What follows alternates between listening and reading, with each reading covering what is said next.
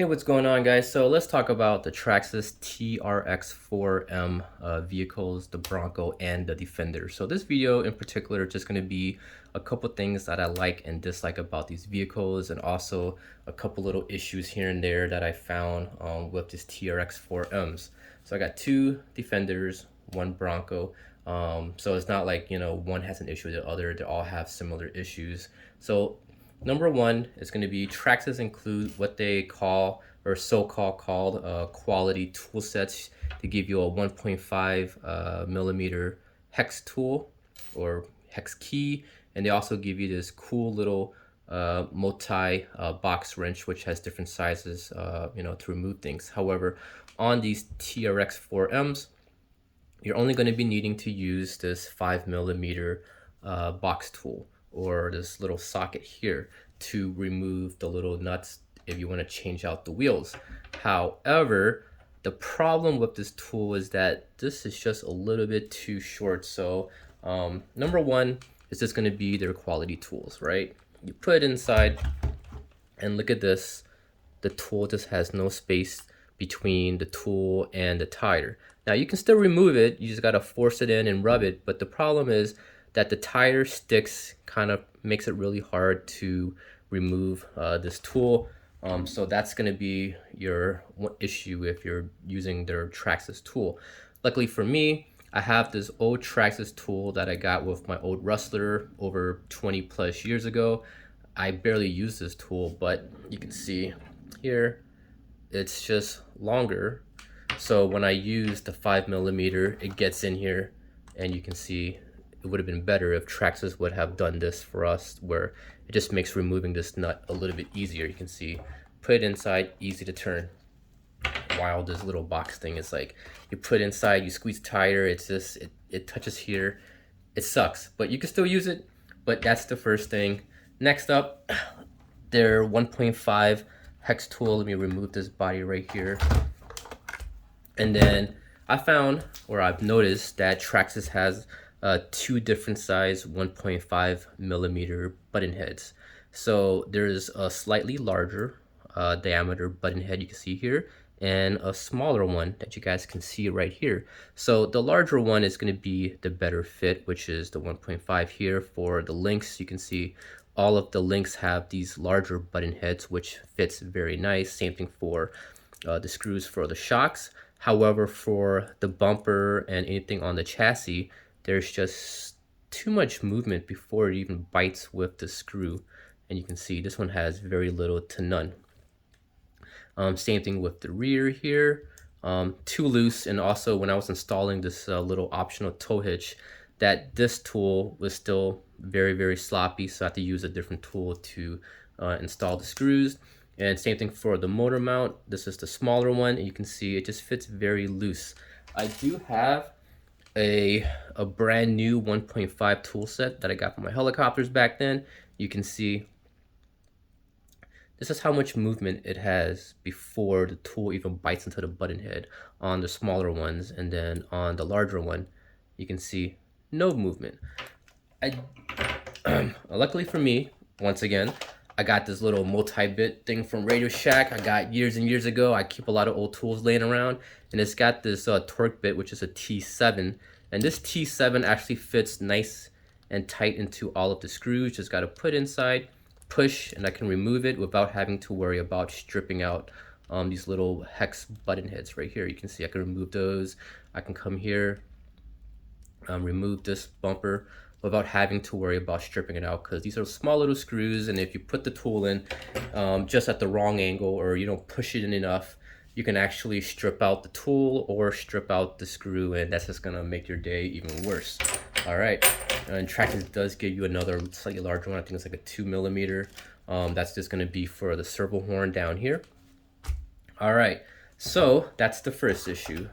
The second one that I kind of dislike is going to be the quality of the shocks. So you can see the GTM shocks are supposed to be quality, like this Bronco. You drop it, it's a thud. The rebound, the dampening is just perfect. The oil fill shocks. Same thing with this blue Defender over here.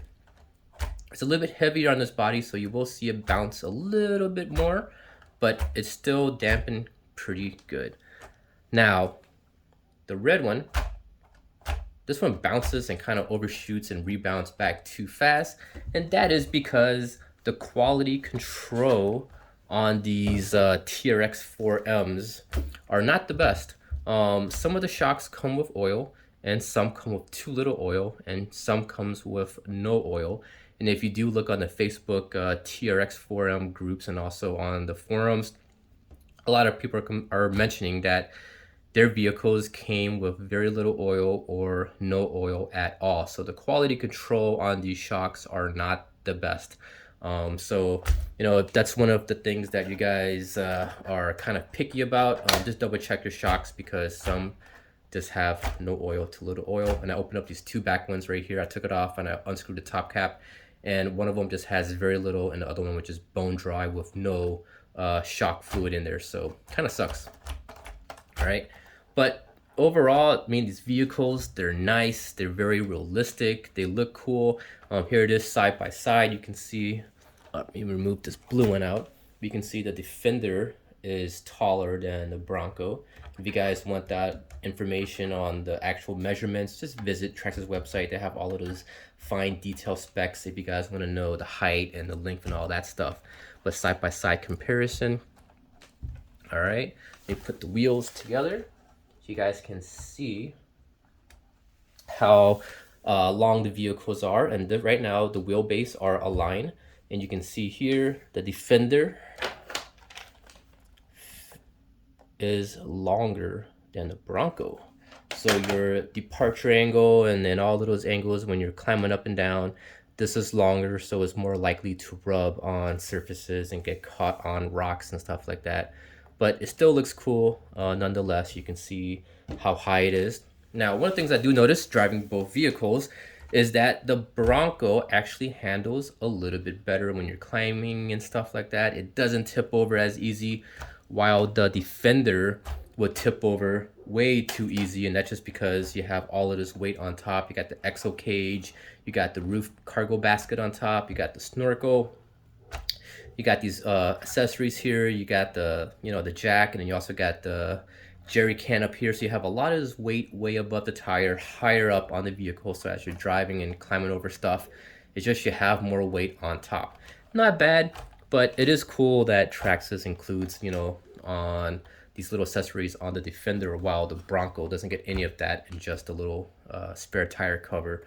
But the Defender has the same thing, you know, so you don't get any of these two accessories on this guy. And also no snorkel on the Bronco. But the Bronco does get windshield wipers, while the Defender does not. Adds a little bit more scale and realistic looks to it. You can see the front. The bumpers are different. The bumper on the Bronco is slightly higher than the Defender, but the Defender has the bull bar right here, and also the little fake toe wrench in the front right there. So that is pretty cool. And you got tow hooks on here on the Bronco. And the Defender, you also get the little part right here. You could put the little 124 scale tow hooks, and also on the rear of the Defender, you can also put more tow hooks, 2 more in the back. While on the Bronco, there's no more attachments to put a tow hook if you want to put a tow, like a D-ring, you know, for a tow hook and stuff like that. So here we go. Yeah. So next up, it's going to be the remote. So this TQ remote is not adjustable. I did find that on my blue Defender that the endpoint for the steering was just way too much, where when I go full steering, the tire actually rubs the control horn. I've seen guys add a little spacer to offset the wheels out a little bit, which is a temporary fix. However, it's not the actual solution. It's because when you turn these wheels at too much, at a way too great of an angle, you're gonna start binding up the axles, which can be a bad thing. So be very careful. And yeah, I didn't really see anywhere in the manual that shows how to adjust the endpoints on this TQ radio, but I've seen guys hook up the TQI radios and set their endpoints, and they were good to go from there. Yeah, so that's a pretty long video for so little information, but that's a couple of things that I kind of like and dislike about these Traxxas TRX4Ms. Hope you guys found this video useful, and until next time, I'll see you guys later.